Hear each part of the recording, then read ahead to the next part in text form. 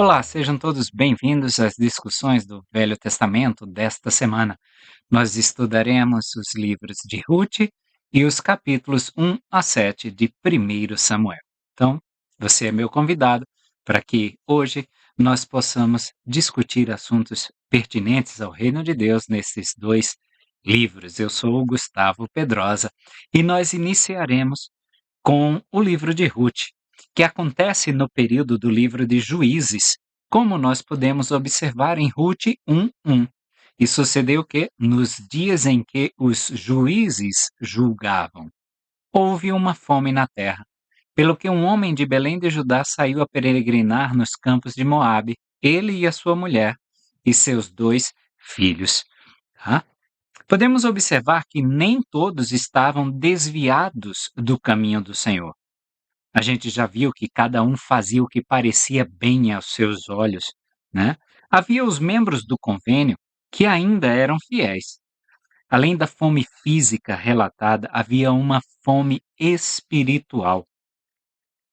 Podemos encarar Ruth como uma antítese, um contrário de Sansão. Sansão havia nascido com todas as oportunidades espirituais. Ruth nem no convênio era nascida, já que era uma moabita. Diferente de Sansão, ela não estava interessada em seu bem-estar, em seus desejos. É isso que a leva a ser uma das ancestrais de nosso Senhor Jesus Cristo.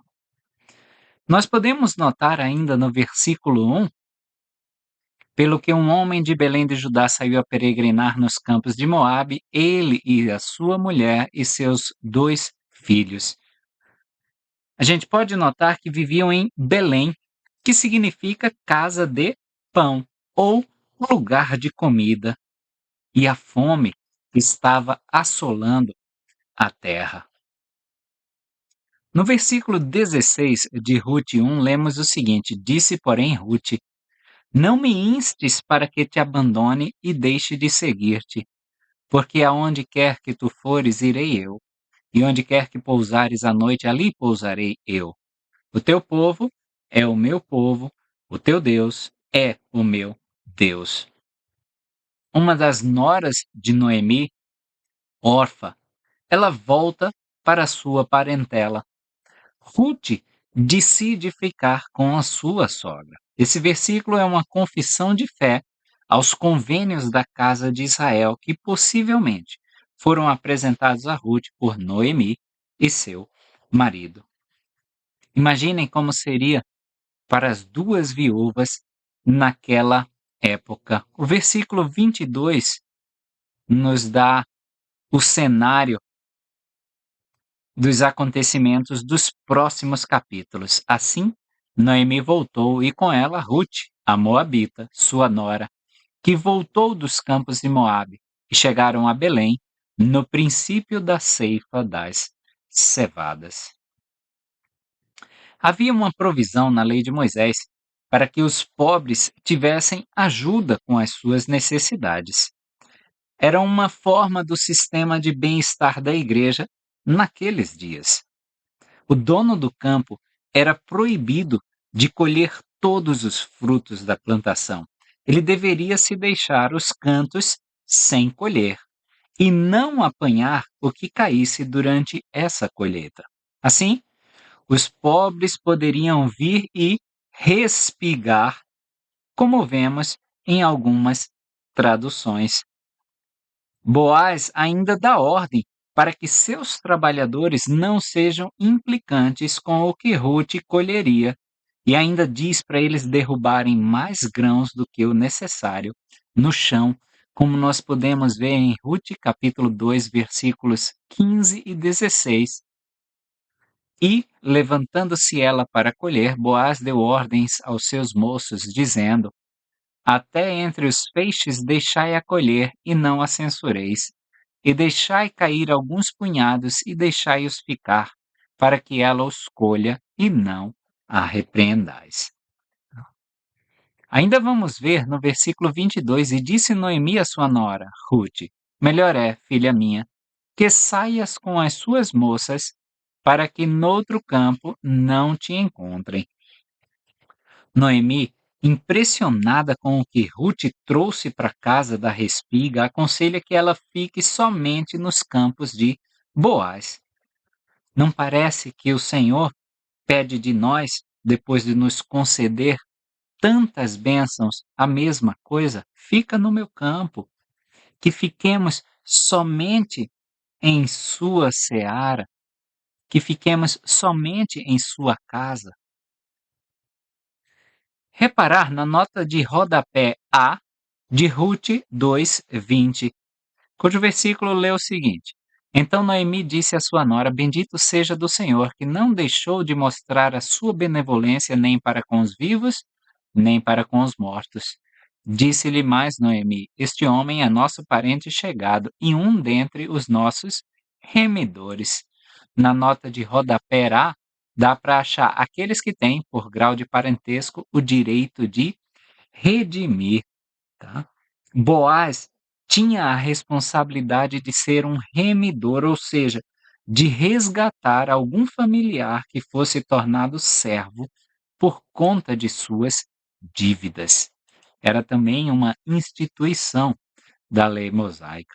Tá? Ruth, capítulo 3, versículo 1. E disse-lhe Noemi, sua sogra: Minha filha, não hei eu de buscar descanso para que fiques bem? Se a gente notar a nota de rodapé A, que aponta para descanso, do hebraico é um lugar fixo, um lar. Noemi poderia estar falando de casamento, tá? Era isso que Noemi desejava para suas noras desde o começo.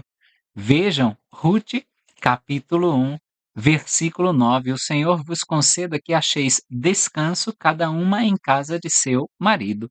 E beijando-as ela, levantaram a sua voz e choraram. A notinha de rodapé A também, seu marido, aponta para outro marido. Tá? O descanso aqui não é no contexto laboral, mas num contexto matrimonial, uma estabilidade, por assim dizer. Ainda no capítulo 3 de Ruth, versículo 9, e disse ele: Quem és tu? E ela disse: Sou Ruth, tua serva. Estende, pois, a aba do teu manto sobre a tua serva, porque tu és o remidor. A aba do teu manto em hebraico é kenaf.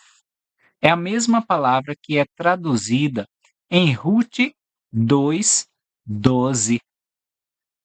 O Senhor galardoe o teu feito e seja concedido o teu pleno galardão por parte do Senhor Deus de Israel, sob cujas asas te vieste abrigar. É esse Kenaf, tá? Aqui em Ruth 2 está traduzido como asas. Há um jogo de palavras aí, porque Boaz deve fazer a Ruth o que o Senhor faz a ele próprio, redimir sob suas asas, sob o seu manto. Lembrar dos querubins, por exemplo, sobre a arca do convênio.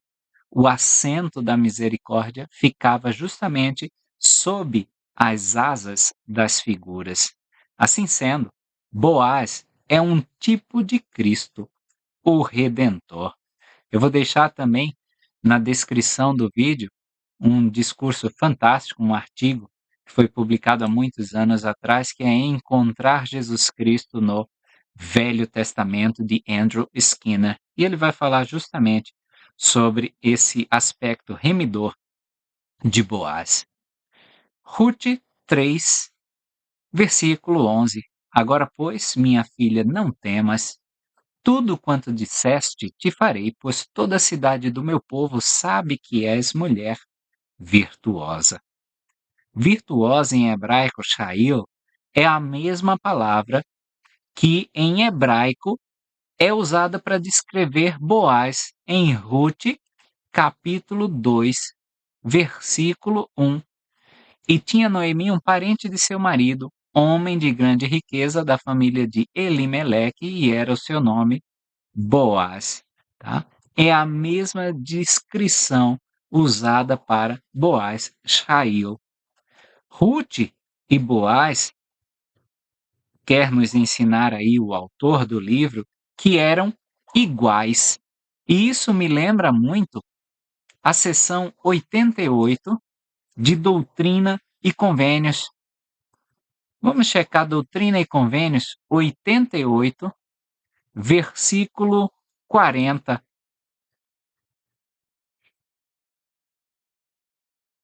No hebraico, virtuoso vai significar alguém que é muito capaz, tá?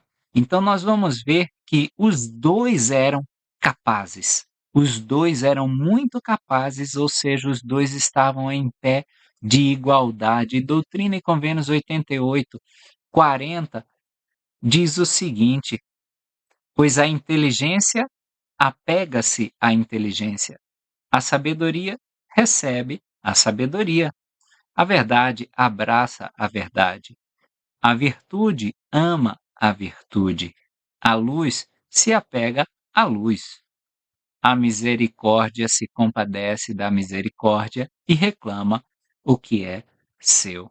Então, eu gosto de dizer, brincando, que os opostos não se atraem, os opostos se distraem. O que se atrai mesmo é a igualdade. Nós devemos procurar esses iguais, esses muito capazes, como nós devemos ser muito capazes, para que nós possamos nos apegar a maridos e mulheres virtuosas, muito capazes. Vamos refletir agora um pouquinho sobre os primeiros 7 capítulos do livro de Samuel, tá? Nós começaremos no capítulo 1 e vemos o versículo 4 e 5 de 1 Samuel 1. E sucedeu que no dia em que Eucana oferecia sacrifícios, dava ele porções a Penina, sua mulher, e a todos os seus filhos e a todas as suas filhas. Porém a Ana dava uma parte excelente, porquanto amava a Ana. Porém o Senhor lhe tinha fechado a madre. Os rins, a gordura e algumas outras partes eram oferecidas como holocausto ao Senhor. O sacerdote ele recebia o peito e a espada direita, essa parte da omoplata direita do animal.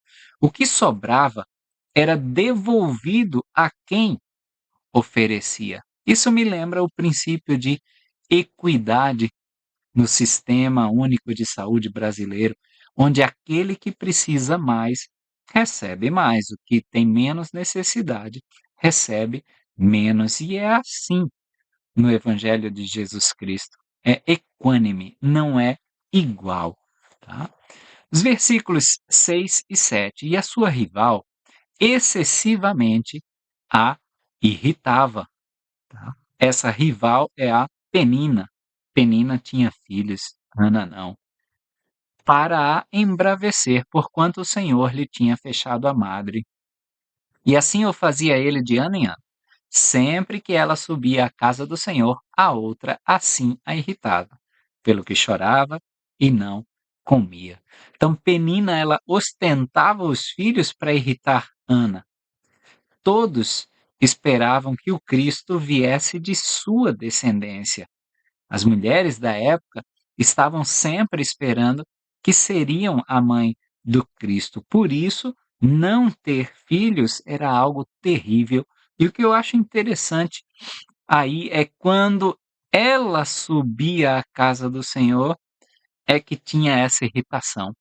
Talvez se ela não estivesse subindo à casa do Senhor, fazendo as coisas que o Senhor pedia que o povo daquela época fizesse, talvez se ela não fizesse essas coisas, não teria essa irritação desnecessária. E muitas vezes acontece isso conosco, nós deixamos de fazer as coisas que o Senhor pede para não termos alguns desconfortos que o mundo nos traz.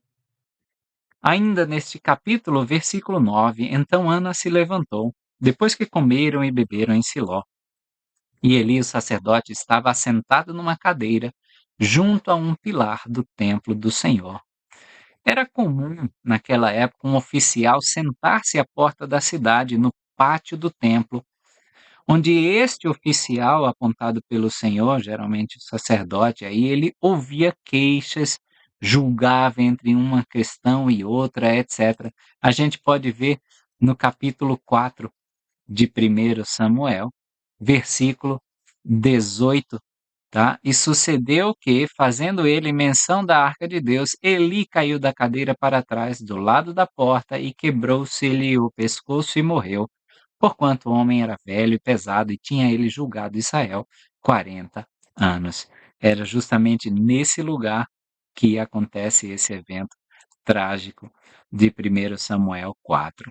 Voltando para 1 Samuel 1, no versículo 11, e fez um voto dizendo: Senhor dos exércitos, se benignamente atentares para a aflição da tua serva, e de mim te lembrares, e da tua serva não te esqueceres, mas a tua serva deres um filho homem, ao Senhor o darei por todos os dias da sua vida, e sobre a sua cabeça não subirá navalha. Era o voto do nazireado ou nazirato. A gente pode comparar, então, a outro que também teve e fez esse voto do nazireado, Sansão. Então, podemos ver os dois reflexos, os dois opostos: Sansão, nazireu; Samuel, nazireu. Versículos 12 a 14. E sucedeu que, perseverando ela em orar perante o Senhor, Eli observou a sua boca. Porquanto Ana no seu coração falava, só se moviam os seus lábios, porém não se ouvia a sua voz. Pelo que Eli a teve por embriagada. E disse-lhe Eli: Até quando estarás tu embriagada? Aparta de ti o teu vinho. Nós somos muito rápidos em julgar o nosso próximo. Eli achou que Ana estava embriagada, enquanto que, na verdade, não era o vinho que a movia, mas era o Espírito do Senhor. Ela estava orando ao Senhor. Tá? No versículo 16, ela até diz: Não tenhas, pois, a tua serva por filha de Belial. Ou seja, não julga a tua serva como uma do mundo. Belial aí seria profana, vã, tá? Não é isso, não é vinho, não estou bêbada, eu estou orando, essa é a verdade, tá? No versículo 20, e subiu aquele homem Elcana com toda a sua casa para oferecer ao Senhor o sacrifício anual e para cumprir seu voto, depois do versículo 20, né? Que passado algum tempo Ana concebeu e deu à luz um filho e chamou o seu nome Samuel, porque dizia ela: Eu o pedi ao Senhor. Então, se ela pediu ao Senhor, pedi e recebereis. O Senhor ouve. Então, Samuel significa ouvido por Deus. Ela foi ouvida por Deus. Dos versículos, então, agora do 22 em diante, porém Ana não subiu, mas disse a seu marido: Quando o menino for desmamado, então o levarei, para que apareça perante o Senhor, e lá fique para sempre. Foi o voto que ela havia feito, né? E Eucana, seu marido, lhe disse: Faze o que bem te parecer aos teus olhos, fica até que o desmames. Tão somente confirme o Senhor a tua palavra. Assim ficou a mulher, e deu leite a seu filho até que o desmamou. Ou seja, tão somente confirme ao Senhor a sua palavra. Cumpre, cumpre com o convênio que fez com o Senhor. E havendo-o desmamado, o levou consigo com 3 bezerros e um efa de farinha e um odre de vinho, e o levou à casa do Senhor, a Siló, e era o menino ainda muito criança. E mataram um bezerro, e assim levaram o menino a Eli. E disse ela: Ah, meu senhor, viva a tua alma, meu senhor, eu sou aquela mulher que aqui esteve contigo para orar ao Senhor. Por este menino orava eu, e o Senhor me concedeu a minha petição que eu lhe tinha pedido. Pelo que também ao Senhor eu o entreguei por todos os dias que viver, pois ao Senhor foi pedido, e ele adorou ali ao Senhor.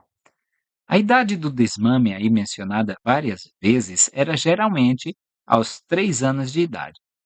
Ele só começa a oficiar no templo dos 25 aos 50 anos de idade, como nós podemos conferir em Números 8, 24 a 25.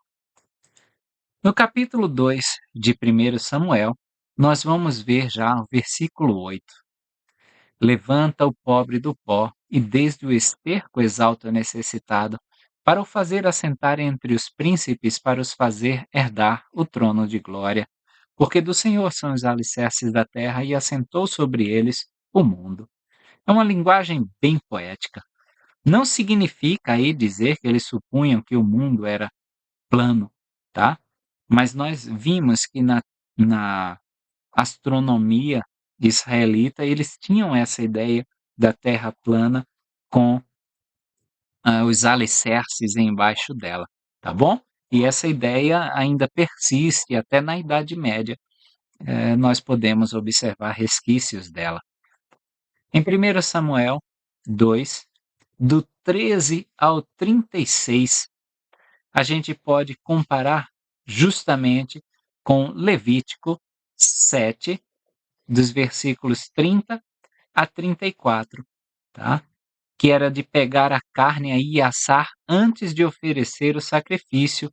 Se eles fizessem isso, era um crime equivalente ao roubo. Eles estavam roubando do Senhor, tá?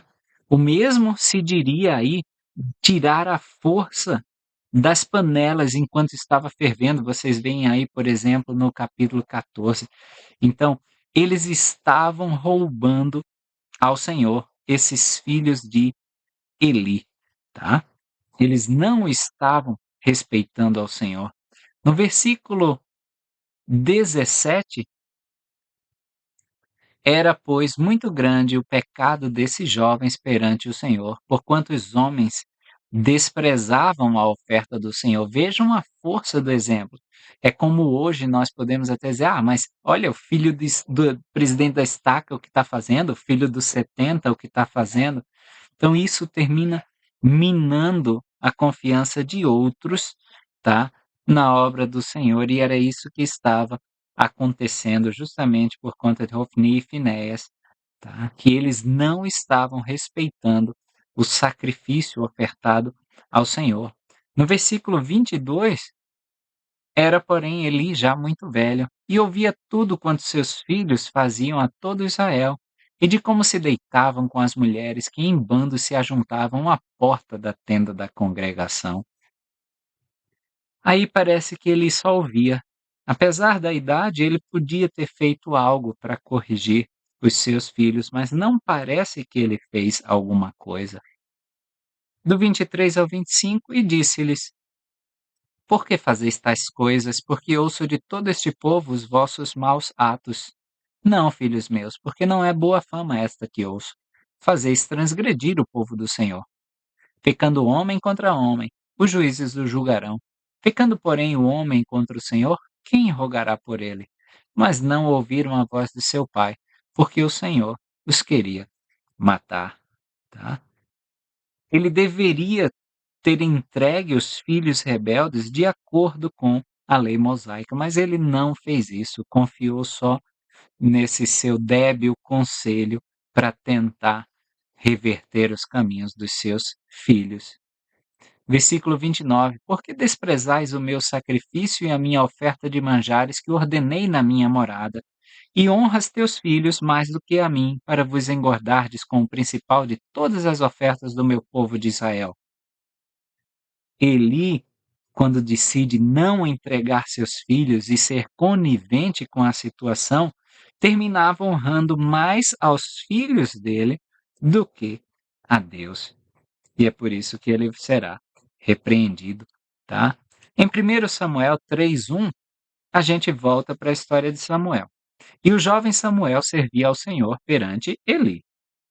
E a palavra do Senhor era de muita valia naqueles dias. Não havia visão manifesta. Aí, valiosa significa que era muito escassa, por isso que ela era tão valiosa. Se clicarem na notinha de rodapé A, diz, isto é, escassa. É a lei de mercado, né? Quanto menor a oferta e a gente tem uma procura grande, aquele item se torna muito valioso. Então, se tinha pouca palavra do Senhor, todo mundo buscando em qualquer lugar, era muito valiosa essa palavra do Senhor, tá. Não havia um profeta naquele tempo, motivo pelo qual Eli não recebia mais. Vejam aí no versículo 13: "Porque já lhe fiz saber que julgarei a sua casa para sempre, pela iniquidade que bem conhecia, porque fazendo-se os seus filhos execráveis, não os repreendeu", tá? Então, não tinha mais esse guia profético no meio do povo. A gente também já viu em Juízes que eles eram muito mais militares, muito mais administradores do que juízes no sentido da palavra e muito menos profetas, tá? Versículo 18 a 19 de 1 Samuel 3. Então Samuel lhe contou tudo e nada lhe encobriu e disse: Ele é o Senhor. Faça o que bem parecer aos seus olhos. As palavras do Senhor nunca passarão sem ser cumpridas. O Senhor cumprirá todas, ainda que nós não entendamos por hora, mas o Senhor fará cumprir-se. 1 Samuel capítulo 4, versículo 7. Pelo que os filisteus se atemorizaram, porque diziam: Deus veio ao acampamento, e diziam mais: Ai de nós, pois tal coisa nunca jamais sucedeu antes, tá? Isso era referência à arca do convênio, tá? E aí, dos capítulos 4 a 7 vai relatar justamente a perda aí da arca do convênio para os filisteus. Eles viam na arca o símbolo de Deus, mas essa foi mais uma demonstração de iniquidade do que de fé. 1 Samuel 5, versículos 2 e 3. E tomaram os filisteus a arca de Deus e a colocaram na casa de Dagom e a puseram junto a Dagom. Levantando-se, porém, de madrugada os de Asdod no dia seguinte, eis que Dagom estava caído com o rosto em terra diante da arca do Senhor. E tomaram Dagom e tornaram a pô-lo no seu lugar. Dagom era um deus idólatra dos filisteus. Dos versículos 6 a 12 de 1 Samuel 5 e o início de 1 Samuel 6, do 1 ao 9, nós vamos ver a devolução dessa arca do Senhor, tá? Porque eles estavam sofrendo bastante com a arca do Senhor lá. Eles estavam sofrendo inúmeras, como eles chamavam aqui no versículo 12 de 1 Samuel 5, e os homens que não morriam eram tão feridos com hemorroidas que o clamor da cidade subia até o céu. Hemerode, que foi traduzido como hemorroidas, pode ser um tumor inflamado. Nós não sabemos aí o que é esse tumor inflamado, essa hemerode, mas Flávio José, historiador, ele indica que era uma doença extremamente destrutiva. Eles apresentavam disenteria, sangramento e vômitos severos. Também menciona uma praga de ratos. Por isso eles enviam ratos de ouro em 1 Samuel 6, 4. Tá? Qual é a oferta pela culpa que lhe havemos de render? E disseram, segundo o número dos príncipes dos filisteus, 5 hemorroidas de ouro e 5 ratos de ouro. Então, 5 tumores de ouro e 5 ratos de ouro, porquanto a praga é uma mesma sobre todos vós e sobre todos os vossos príncipes. Tá? Em 1 Samuel 5, 9, ele menciona aí as partes mencionadas que eram acometidas, e sucedeu que, desde que a levaram para lá, a mão do Senhor veio contra aquela cidade, com muito grande vexame, pois feriu os homens daquela cidade, desde o pequeno até o grande, e nasceram-lhe hemorroidas. Tá? Aí a gente pode entender com esse vexame que afetava as partes íntimas, pelo menos ali na virilha, onde os bubões, quiçá, da peste bubônica que acometia o povo eram mais evidentes. Então, se quiserem dar uma olhadinha no desenrolar da doença da peste bubônica, vocês verão que formam esses bubões, esses gânglios, tá? Infartados. E eles ficam bem inchados, ficam bem endurecidos, eles inflamam e estouram, vamos dizer assim, cheio de pus. Pode ser isso, tá? A praga mencionada por conta de terem desonrado a Arca da Aliança. Em 1 Samuel, capítulo 6, versículos 19 a 21.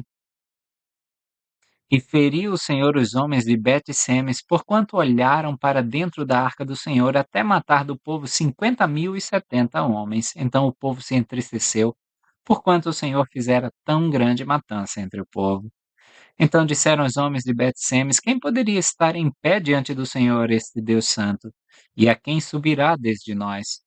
Enviaram, pois, mensageiros aos habitantes de Kiriat-Jearim, dizendo: os filisteus devolveram a arca do Senhor. Descei, pois, e fazei-a subir para vós. A Septuaginta, tá? E o historiador Flávio Josefo, eles relatam apenas 70 homens. Os 50.000 parecem ter sido adicionados depois, talvez para inflar aí o poder do Senhor, para mostrar quão grandioso ele era. Olhar, quando ele diz olharam para dentro da arca, talvez o significado seja cobiçar, desejar com malícia, tá? Lembrem-se que a arca ela era revestida com ouro puro, então isso pode ter despertado esse olhar cobiçoso dos homens. 1 Samuel, capítulo 7, versículo 13. Assim, os filisteus foram abatidos e nunca mais voltaram aos termos de Israel, porquanto foi a mão do Senhor contra os filisteus todos os dias de Samuel. Comparemos então com Sansão. Ambos foram nascidos milagrosamente de mulheres estéreis, tanto Sansão quanto Samuel. Eles eram nazireus para a vida. Sansão, ele não subjugou os filisteus, porque ele só possuía a força física, enquanto que no período de Samuel, eles foram subjugados tanto física quanto espiritualmente, porque Samuel possuía as duas forças, claro, dadas pelo Senhor. E é assim que nós conseguimos ver que, honrando os convênios que fazemos com o Senhor, Ele nos dará essa força física e espiritual.